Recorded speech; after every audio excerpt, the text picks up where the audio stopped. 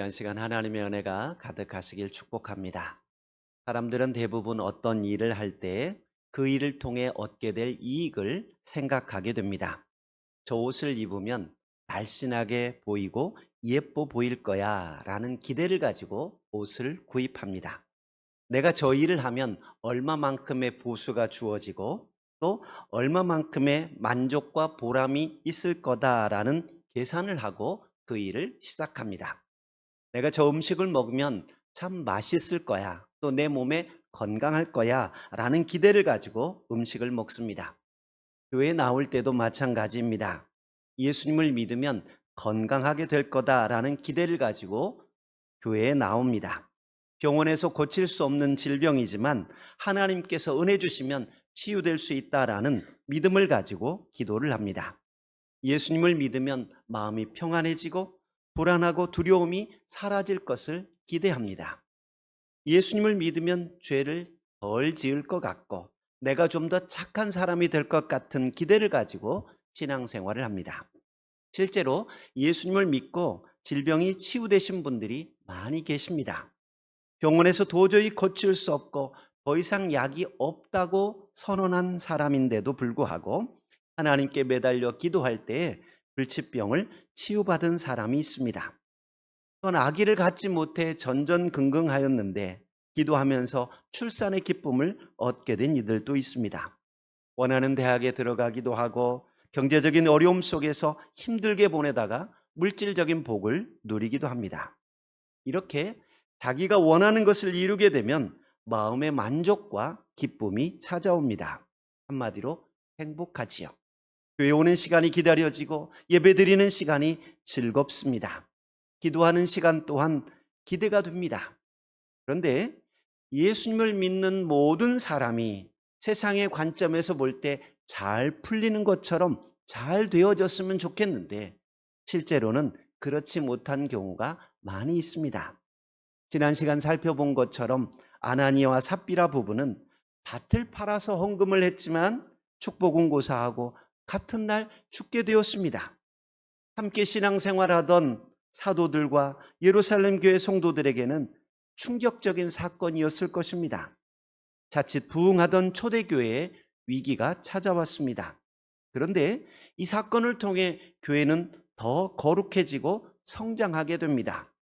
교회는 하나님께서 거짓을 싫어한다는 것을 깨닫게 되었고 두려운 마음으로 더 거룩하고 견고하게 세워졌습니다. 12절에서 16절에 나타난 초대교회의 모습은 더욱 부흥하는 초대교회의 모습이 기록되어 있습니다. 사도들에 의해서 표적과 기사가 많이 일어납니다. 믿는 사람들은 계속해서 솔로몬 행각에 모여 복음을 전하였고 믿지 않는 자들도 예루살렘 교회 성도들을 칭찬하였습니다. 14절 보시면 믿고 주께로 나오는 자가 더 많아졌다라고 말합니다.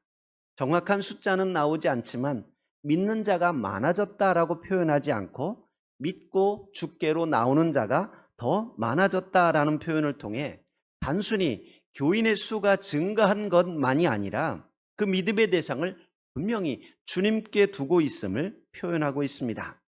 그동안 믿는 자를 말할 때 남자의 수가 5천 명이나 되었다라고 표현했지만 오늘 본문에 보면 믿는 자를 언급하면서 여자들도 함께 언급합니다. 이는 초대교회에서 여자들이 차지하는 비중이 높아졌다는 것을 알 수 있습니다. 사도들로 말미암아 나타나는 놀라운 표적과 기사로 인해 15절 보시면 사람들이 베드로의 그림자만 스쳐 지나가도 치료될 것으로 믿고 병든 사람을 침상채 메어 나옵니다.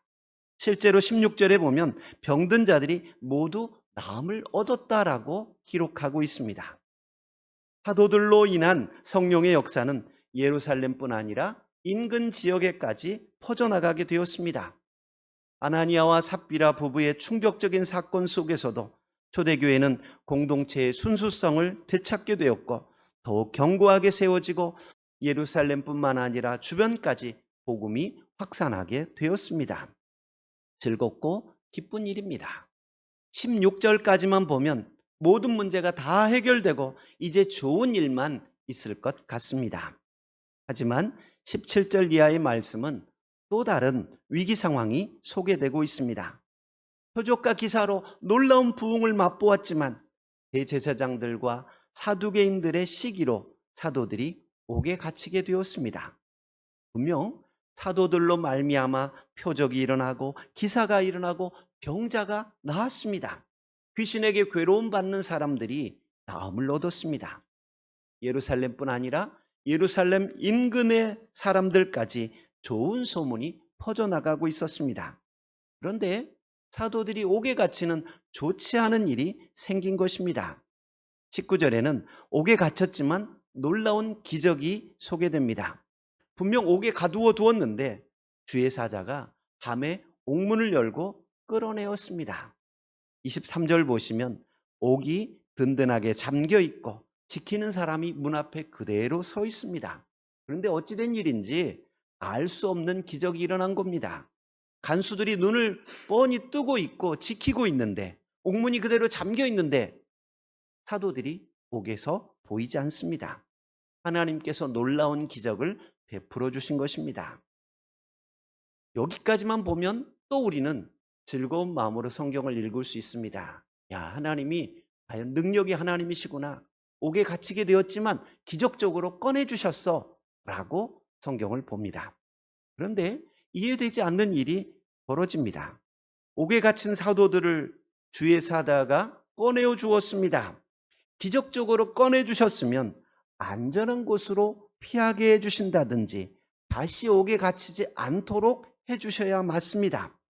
하지만 주의 사자는 사도들을 옥에서 꺼내주면서 20절에 보시면 성전에 서서 이 생명의 말씀을 다 백성에게 말하라 라고 이야기합니다.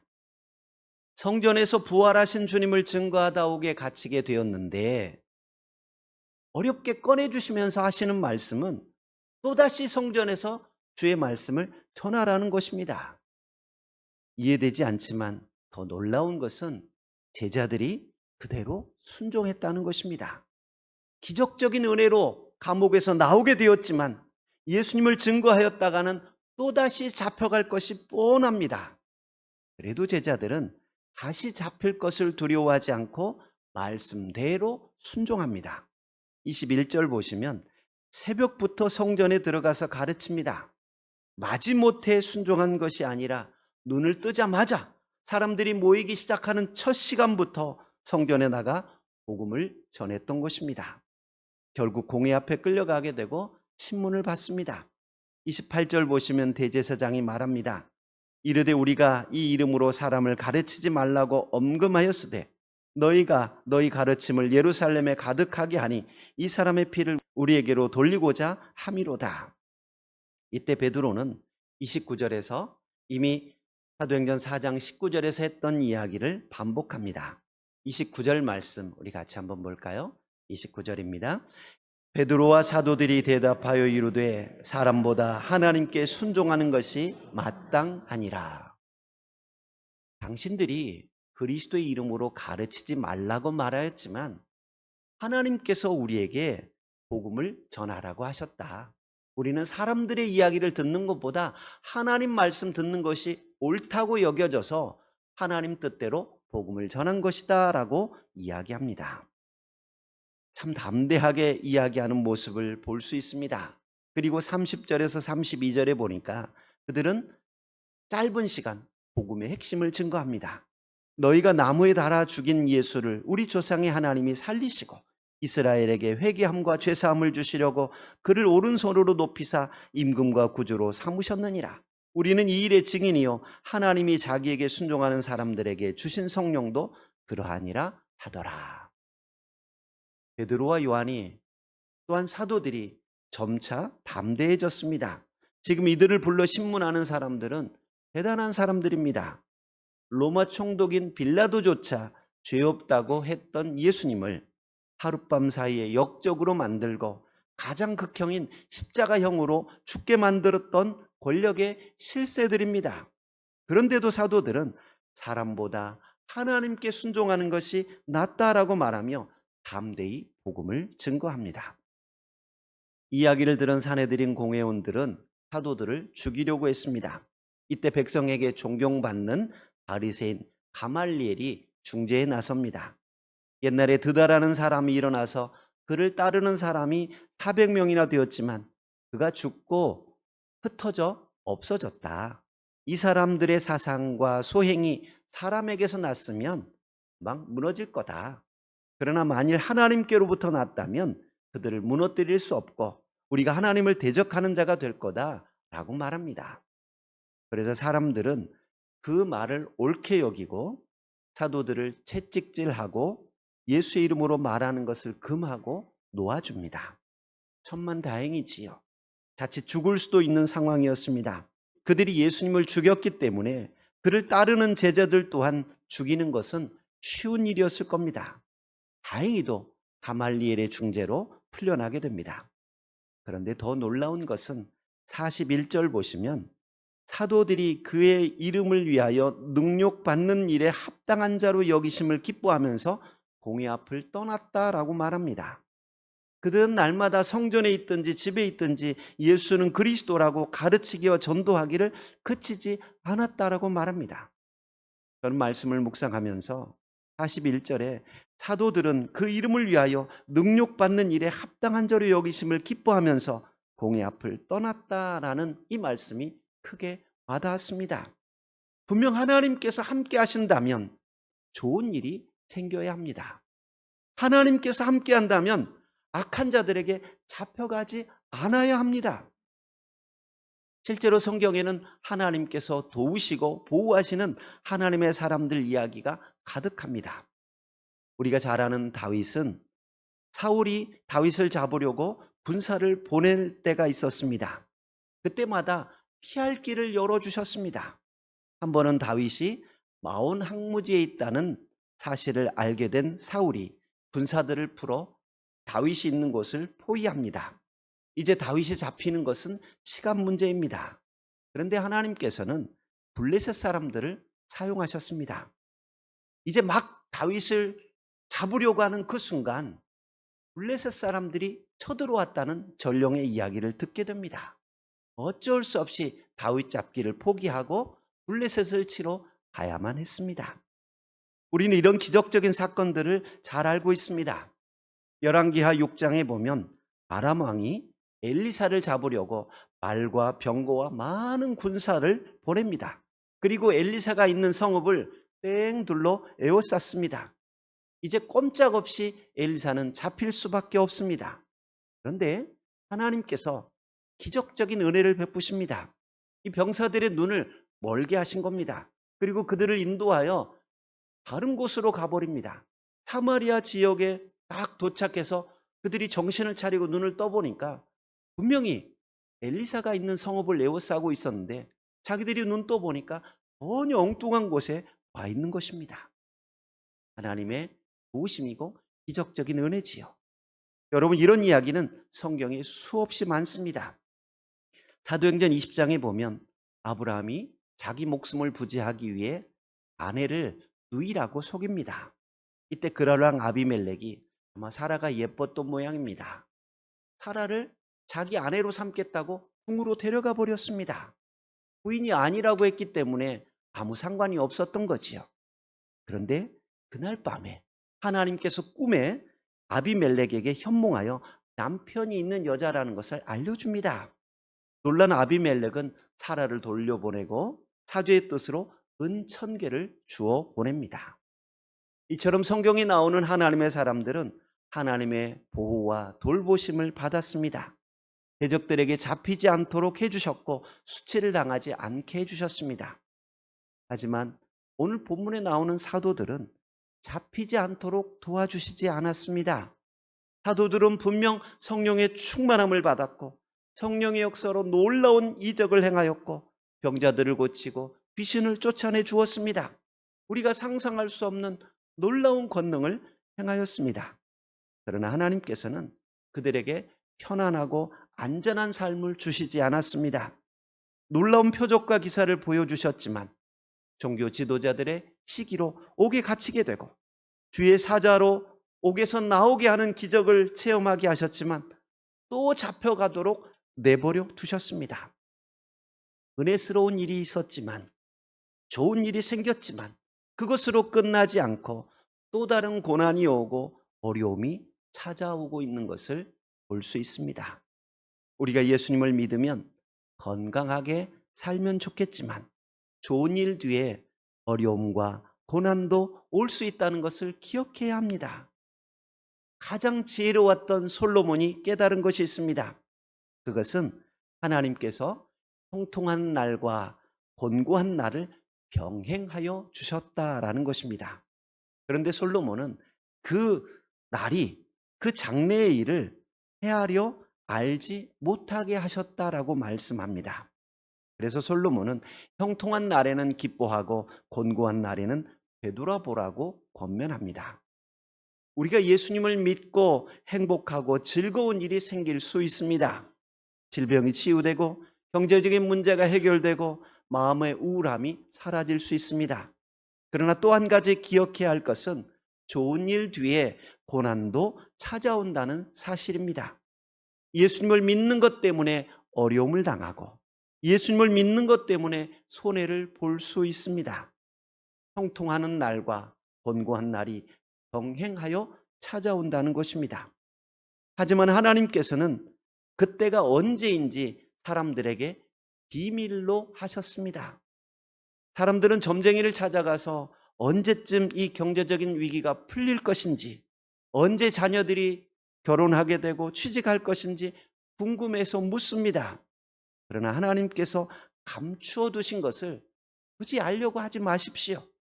언제 풀릴지 알면 위로가 되고 견딜 수 있는 소망이 있겠지만 곤고한 날이 언제인지 알면 아마 그날이 오기 전부터 불안해서 걱정되어서 행복하게 살지 못할 겁니다. 하나님께서 원하시는 것은 우리가 그날과 그때를 아는 것이 아니라 형통한 때에는 기뻐하고 감사하고 곤고한 때에는 우리 자신을 돌아보며 기도하기를 원하시는 것입니다. 여러분, 예수님의 재림의 날도 마찬가지입니다.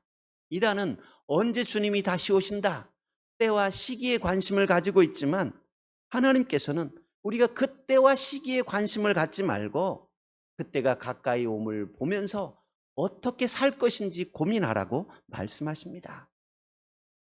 오늘 본문의 제자들은 그들이 언제 풀려날지 관심을 갖지 않았고 이러다 잡히는 것은 아닐까 두려워하지도 않았습니다. 그저 그들에게 주어진 삶의 자리에서 하나님께서 맡기신 복음 전파의 사명을 기쁨으로 감당했던 것입니다. 하나님께서 오늘 우리에게 원하시는 모습입니다. 사도들은 예수님 때문에 감옥에 갇히고 채찍질 당하였지만 41절 그 이름을 위하여 능욕받는 일에 합당한 자로 여기심을 기뻐하면서 공회 앞을 떠났습니다. 우리 앞에 어떤 일이 다가올지 아무도 모르지만 우리가 믿는 것은 하나님은 선하신 분이라는 사실입니다. 하나님은 우리를 사랑하시고 우리에게 선한 계획을 가지고 있습니다. 지금 고난을 당하고 어려움을 당해도 나를 선한 길로 인도하실 하나님은 영광과 기쁨을 준비하고 계십니다. 우리는 이 믿음을 가지고 우리에게 주어진 현실 속에서 기쁨으로 살아가야 합니다. 미로슬라브 볼프라고 하는 미국의 유명한 신학자는 우리가 마땅히 해야 할 일을 행하는 것이 행복의 비결이라고 말하였습니다. 우리가 마땅히 해야 할 일을 행하는 것, 이것이 가치 있는 삶이라는 겁니다. 요셉은 어릴 때 하나님께서 주신 꿈을 붙잡았습니다. 분명 그 꿈의 내용은 요셉을 크게 쓰신다는 내용의 꿈이었습니다. 그러나 그에게 닥친 현실은 꿈과는 너무도 거리가 멀었습니다. 형들에게 미움을 받고 살아야 했고 급기야 인신매매를 당해 외국 땅에 노예로 팔려가게 되었습니다. 말도 통하지 않는 땅에서 갖은 고생을 하며 노예로서의 삶을 살아가게 됩니다. 그러나 그는 좌절하거나 낙심하지 않았습니다. 부지런히 외국어를 배우고 주어진 일을 마지못해 하는 것이 아니라 자원하는 마음으로 성실하게 감당했습니다. 결국 주인의 눈에 들어 가정의 모든 일을 책임지는 지배인의 자리에 오르게 됩니다. 그런데 그에게 찾아온 것은 주인 아내의 유혹이었습니다. 그는 말씀대로 살려고 순결을 지키고 정직하게 살았습니다. 하지만 그는 모함을 받고 감옥에 갇히게 됩니다. 성범죄자의 누명을 쓰고 옥살이를 하지만 포기하지 않고 주어진 일에 최선을 다하였습니다. 그는 하나님의 살아계심을 믿었고 하나님께서 자기의 앞날을 책임져 줄 거라는 믿음이 있었습니다. 그는 몸은 고달프고 힘들지만 기쁨으로 주어진 일을 감당했습니다. 그러니까 단순히 죄수들을 돌보는 차원이 아니라 관심 있게 안색까지 살피면서 무슨 근심이 있느냐, 걱정이 있느냐, 이런 자기가 해도 되지 않은 일이지만 관심을 가지고 이야기를 합니다. 자연스럽게 떡 맡은 관원장과 술 맡은 관원장의 이야기를 듣게 되고 그들의 꿈을 해석해 줄 수 있었습니다. 그는 왕의 죄수를 가두는 감옥에서 정치인들을 돌보면서 자연스럽게 애굽의 정치와 경제를 배우게 됩니다. 그러니까 나중에 바로 앞에 섰을 때 바로의 꿈을 듣고 바로 해석할 수 있었고 대안도 쉽게 내어놓을 수 있었던 것입니다. 오늘 우리는 우리에게 좋은 일이 있기를 소망합니다. 그러나 우리가 처한 현실은 날마다 행복한 일이 아닐 수도 있습니다. 하나님께서 사도들에게 원하시는 것은 그들이 안전하고 평안한 삶을 살아가는 것이 아니라 위험해도 사명을 감당하며 복음을 전하는 것이었습니다. 그들은 그들에게 주어진 사명을 깨닫고 그 사명을 따라 살아가게 될 때 위협을 당하고 채찍질을 당하지만 기쁨으로 여겼고 복음을 담대히 전할 수 있었습니다. 하나님께서 저와 여러분에게 원하시는 것도 마찬가지입니다. 오늘 우리에게 좋은 일이 생기고 안전하게 살아가고 평안하게 살아가는 것 좋은 일입니다. 그러나 우리에게 좋지 않은 일이 생길 수도 있고 고난이 올 수도 있고 슬픔이 올 수도 있습니다. 하지만 우리는 우리에게 고난의 요소가 없어져서 기쁜 것이 아니라 우리가 마땅히 해야 할 일을 발견하고 그 사명을 감당하는 것이 참된 기쁨임을 깨달아야 하겠습니다. 하나님은 저와 여러분을 사랑하십니다. 우리에게 선한 계획을 가지고 계십니다. 우리 앞에 다가오는 작은 기쁨과 슬픔에 우리 감정이 휩쓸리지 않았으면 좋겠습니다. 조그만 기쁜 일에 과하게 즐거워하고 조그만 슬픈 일에 과하게 슬퍼하는 삶이 아니라 큰 그림을 그리시고 우리를 인도하시는 하나님을 신뢰하고 오늘도 우리에게 주어진 사명을 묵묵히 감당하며 기쁨으로 감당하는 믿음의 성도님들 되시길 주의 이름으로 축복드립니다. 은혜로우신 하나님, 오늘 사도들을 통해 보여주셨던 수많은 모습들을 보면서 우리 삶의 모습을 돌아봅니다. 우리가 예수님을 믿고 평안하고 안전하고 행복했으면 좋겠지만 우리에게 주어지는 삶이 녹록지 않고 슬프고 고통스러운 일들이 다가올 수도 있음을 기억합니다. 그러나 하나님께서 우리를 사랑하고 계시고 우리를 선한 길로 인도하신다는 믿음을 가지고 오늘도 담대히 나아가게 하시고 기쁨으로 나아가는 귀한 성도님들 되도록 은혜 베풀어 주옵소서. 예수님 이름으로 기도하옵나이다. 아멘.